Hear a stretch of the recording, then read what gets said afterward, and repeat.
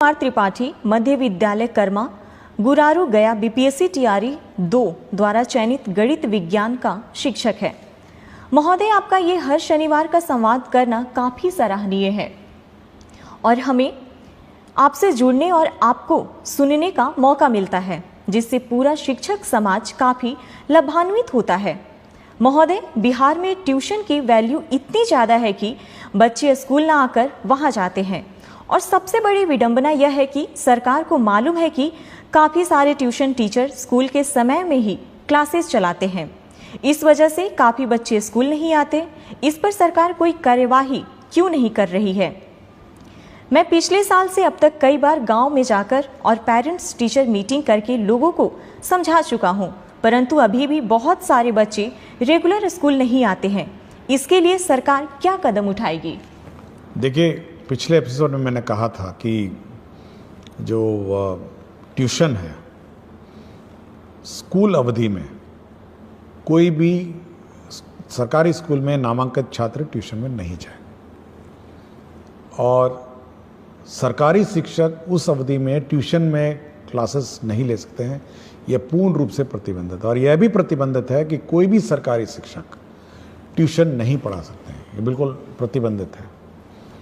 और यदि कोई शिक्षक जानबूझ के और इस मतलब जबरदस्ती या जानबूझ के इस रूल का उल्लंघन करता है कि मतलब वो सरकारी शिक्षक जो है वो किसी ट्यूशन क्लास मतलब ट्यूशन कोचिंग सेंटर में पढ़ाएगा, तब तो उसमें कार्रवाई हो जाएगी। उसका काम ये है कि जो हमारे स्टूडेंट हैं, सरकारी स्कूल में स्टूडेंट हैं, उनको पढ़ाएगा। यह बिल्कुल अलाउड नहीं है कि कोई भी सरकारी टीचर किसी कोचिंग सेंटर में पढ़ाएंगे। ये मैं बिल्कुल स्पष्ट कर दिया हूँ और इस संबंध में हम लोग स्पष्ट निर्देश भी देंगे और कोई कंप्लेंट आएगा तो उस पर तो कार्रवाई हो जाएगी, क्योंकि यह हम लोग नहीं चाहते हैं कि एक कोई स्टूडेंट मतलब यह देखे कि अपना टीचर ही जब चला गया ट्यूशन पढ़ाने तो वो भी चला जाएगा, स्वाभाविक है। तो यह पब्लिक को भी अलर्ट होना है और बाकी टीचर्स को भी अलर्ट होना है कि किसी भी परिस्थिति में सरकारी शिक्षक ट्यूशन नहीं पढ़ाएंगे और सरकारी स्कूल में जो नामांकित छात्र हैं वह ट्यूशन सेंटर में नहीं जाएंगे ट्यूशन अवधि में, मतलब सॉरी जो स्कूल अवधि में। स्कूल का अवधि के बाद वो अपना ट्यूशन जहाँ लेना लें और प्राइवेट टीचर अपना जो पढ़ाना पढ़ाएं, वो हमको कोई आपत्ति नहीं। लेकिन ये बिल्कुल बहुत ही स्पष्ट है और हम लोग biometric attendance, photo based attendance शुरू करने वाले हैं स्टूडेंट्स का भी।